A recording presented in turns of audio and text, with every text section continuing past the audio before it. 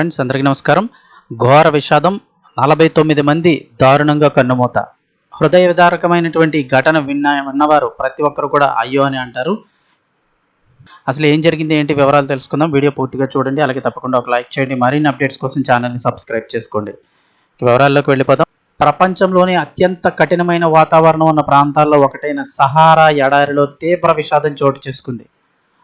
చాలా దారుణమైన పరిస్థితుల్లో నీటి చుక్క దొరకక 49 మంది దారుణంగా చనిపోయారు.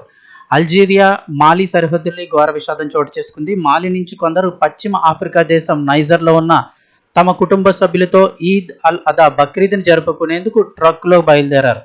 అయితే ట్రక్కు అస్సామాకా పట్టణానికి పశ్చిమాన సుమారు 80 కిలోమీటర్ల దూరంలో సహారా ఎడారిలోని నిర్జన ప్రాంతంలో నిలిచిపోయింది. అంటే వాళ్ళు అక్కడి నుంచి ఏ ఊరికి ఇటుపక్క వెళ్ళాలని ఒక 80 కిలోమీటర్ల దూరం అయితే నడిచి వెళ్లాల్సి ఉంటుంది. అది ఎడారిలో, అత్యంత దారుణమైన ఎడారిలో 80 కిలోమీటర్లు నడిచి వెళ్ళాలి.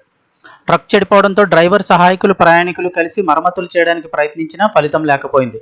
చుట్టుపక్కల ఎక్కడా గ్రామం లేదు, నీటి చుక్క లేదు, ఫోన్ సిగ్నల్ కూడా లేదు. దీంతో వాహనంలో ఉన్నవారు మండే ఎండలో చిక్కుకుపోయారు. సహారా ఎడారిలో వేసవకాలంలో ఉష్ణోగ్రతలు 45 నుంచి 50 డిగ్రీల సెల్సియస్ వరకు చేరుతుంటాయి. సాధారణంగా మన ఏరియాల్లో ఉండి 45-50 డిగ్రీలు వేరు, ఎడారిలో ఉండే 50 డిగ్రీలు అనేది అత్యంత దారుణంగా ఉంటుంది అక్కడ పరిస్థితి. అలాంటి పరిస్థితుల్లో నీరు లేకపోతే మనిషి కొన్ని రోజులు మాత్రమే బతికే అవకాశం ఉంటుంది. ఆ ప్రయాణికులు సాయం కోసం ఎదురు చూస్తూ ఉండిపోయారు. మొదట నీటి నిల్వలు అయిపోయాయి, ఆ తర్వాత ఆహారం కూడా ముగిసింది. చివరకు దాహం, వేడి, అలసటతో ఒక్కొక్కరిగా కుప్పకూలిపోయారు. అయితే ఇందులో అందరూ చనిపోలేదు. కేవలం 2 వ్యక్తులు ప్రాణాల కోసం సాహసోపేత నిర్ణయం తీసుకున్నారు. 50 కిలోమీటర్లకు పైగా కాలినడకన ఎడారిలో నడిచి ఒక నీటి వనరును చేరుకున్నారు. అక్కడి నుంచి అస్సామాకా పట్టణానికి చేరుకొని అధికారులకు సమాచారం అందించారు. వారి సమాచారంతోనే సహాయక చర్యలు ప్రారంభమయ్యాయి. రక్షక బృందాలు అక్కడికి చేరుకునేసరికి ట్రక్కు కింద చుట్టుపక్కల డజన్ల కొద్దీ మృతదేహాలు కనిపించాయి. అంటే అక్కడికి వెళ్ళిన మొత్తం 51 మంది వెళ్ళినట్టున్నారు. 2 మాత్రమే ధైర్యంగా, సాహసంగా నిర్ణయం తీసుకుని అక్కడికి బయటికి వెళ్ళి అధికారులకు సమాచారం ఇచ్చారు. మిగిలిన 49 మంది ఆ నీటి చుక్క దొరక్క చనిపోయినట్లు అధికారులు వెల్లడించారు. అంతేకాదు, ఈ ఘటనలో వీళ్ళిద్దరూ చేసిన ఈ యొక్క సాహసోపేత నిర్ణయం వల్ల మరో 60 మంది అయితే కనుక రక్షింపబడ్డారు. అసలు అక్కడ ఏం జరిగింది చూస్తే, ఈ ఘటనలో మృతదేహాలను వెలికితీసి ఎడారిలోనే సామూహిక ఖననాలు నిర్వహించారు. అయితే రక్షక బృందాలు తిరుగు ప్రయాణంలో మరో షాకింగ్ దృశ్యాన్ని చూశాయి.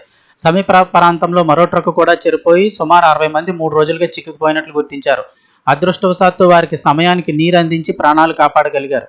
లేదంటే మరో భారీ విషాదం జరిగేదని అధికారులు చెబుతూ ఉన్నారు.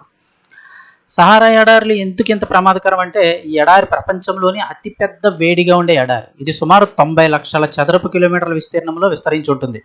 నైజర్లోని ఉత్తర ప్రాంతాల్లో జనావాసాలు చాలా తక్కువగా ఉంటాయి. 100 కిలోమీటర్ల మేర నీటి వనరులు కనిపించవు. ఒక వాహనం చెడిపోతే సహాయం చేయడానికి రోజులు పట్టే పరిస్థితి ఉంటుంది. అందుకే స్థానికులు సహారాను సైలెంట్ కిల్లర్గా అభివర్ణిస్తుంటారు. అలా కుటుంబాలతో ఈద్ చేసుకునేందుకు బయలుదేరిన 49 మంది ప్రయాణికుల ప్రయాణం చివరకు ఇసుకల్లోనే ముగిసింది.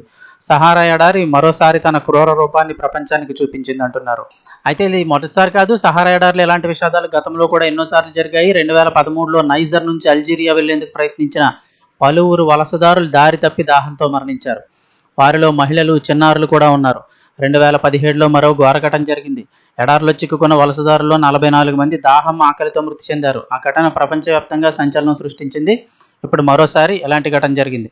అంతర్జాతీయ వలస సంస్థ IOM అంచనా ప్రకారం 2014 నుంచి ఈ సహారా మార్గాల్లో కనీసం 7,000 మందికి పైగా మరణించినట్లు, మరికొంతమంది అదృశ్యమైనట్లు చెప్తున్నారు.